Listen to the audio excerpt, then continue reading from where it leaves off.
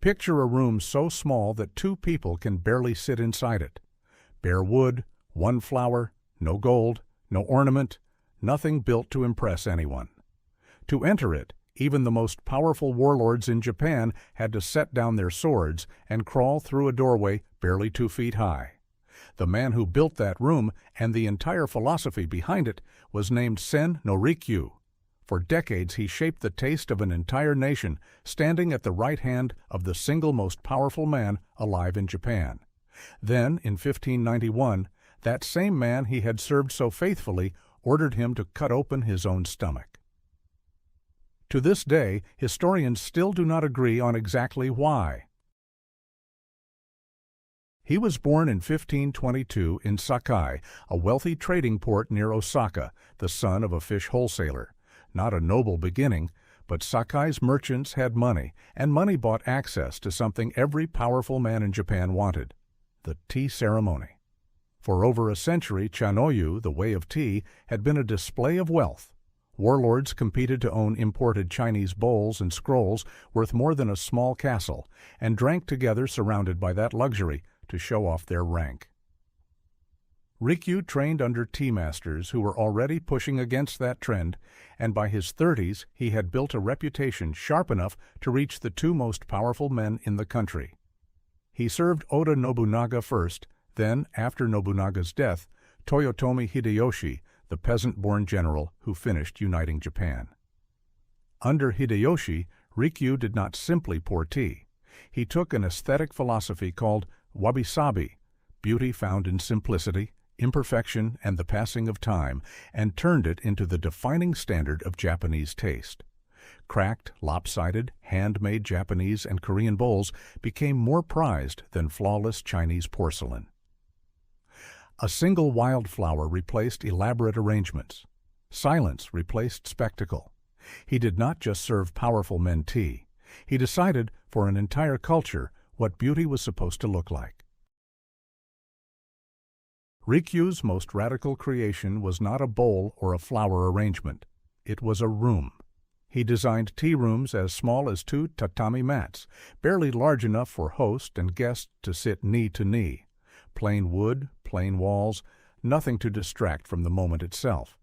And he built a doorway into them called the nijiriguchi, a crawling entrance sometimes less than 2 feet high. To get inside, a guest had to kneel, remove any sword, and crawl through on hands and knees, whether he was a farmer or the ruler of Japan. This was not a design accident. It was the entire point. Inside that room, rank disappeared. A daimyo who commanded armies had to bow his head to enter the same space as a merchant, and once inside, both men were simply guests, sharing a bowl of tea. Rikyu built one idea into architecture. For the length of a single gathering, everyone was equal. He gave that idea a name still quoted in Japan today: ichigo ichie, one time, one meeting.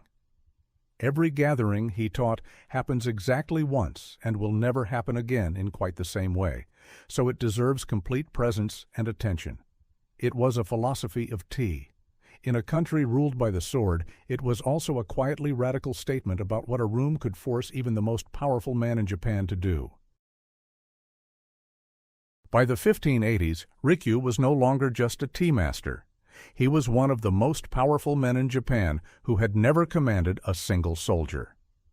Hideyoshi kept him close as a cultural advisor and unofficial diplomat, using tea gatherings to conduct real business, alliances discussed, rivals evaluated, loyalty tested, all across a bowl of tea in a 2-mat room. Access to Rikyu could shape a man's career. Daimyo lords studied tea under him and competed for his approval nearly as fiercely as they competed for Hideyoshi's. And yet the two men wanted very different things from the same ceremony. Rikyu had built his reputation on bare wood and cracked bowls. Hideyoshi built himself an entire tea room made of solid gold, portable, dazzling, gilded down to the walls and the utensils, designed to be carried anywhere and reassembled as a monument to its owner's wealth. For years, master and patron managed to hold both ideas at once: humility and gold, restraint and spectacle, existing side by side in the same court. Rikyu had made himself indispensable to a man whose taste he had spent his career defining himself against. It could not last forever. In 1591, without clear warning, Hideyoshi ordered Sen no Rikyu to commit seppuku. The official reason given was an incident at Daitoku-ji, a major temple in Kyoto. Rikyu had donated a large gate to the temple, and grateful monks placed a wooden statue of him on its upper level, dressed in priestly robes, sandals on its feet. That meant anyone walking beneath the gate, eventually including Hideyoshi himself, would symbolically pass under Rikyu's feet. It was reported as an act of arrogance bordering on treason, and it became the public justification for the death sentence. But historians have never agreed that this was the real reason, only the announced one. Some accounts accuse Rikyu of selling tea utensils at inflated prices for personal profit, a corruption charge many historians consider weaker, possibly invented after the fact to justify a decision already made. Others point to rivals at court, men who had watched Rikyu's influence over Hideyoshi grow for years and had every reason to want him gone. And some see something simpler and sadder, two men whose values had been drifting apart for years, the ascetic tea master and the increasingly grand, increasingly absolute ruler, until whatever bond had held them together finally broke. No single explanation has ever been proven. What is certain is only the outcome. The man who spent his life building rooms where power meant nothing was killed by the one man for whom it meant everything.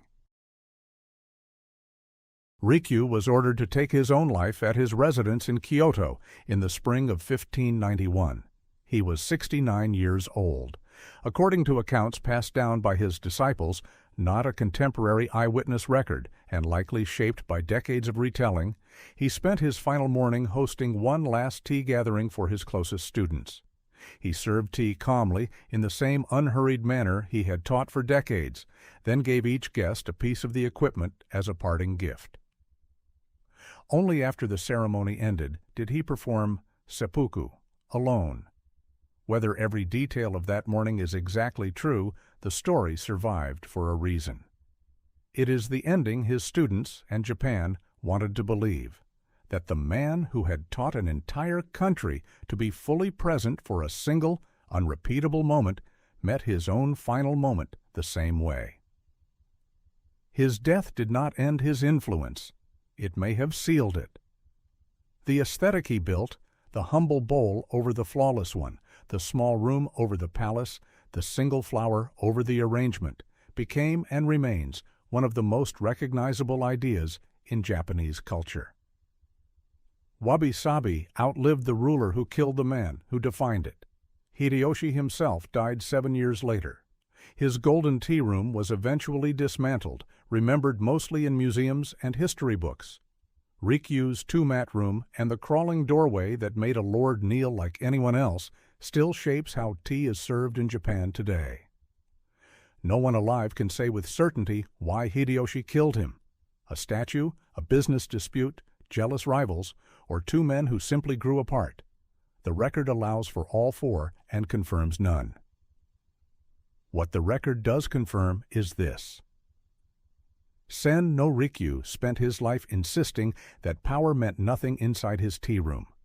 In the end, power reminded him that outside it, power meant everything. If this story was worth your time, subscribe. Forgotten Japan tells the stories that the famous tales of samurai and shoguns leave out.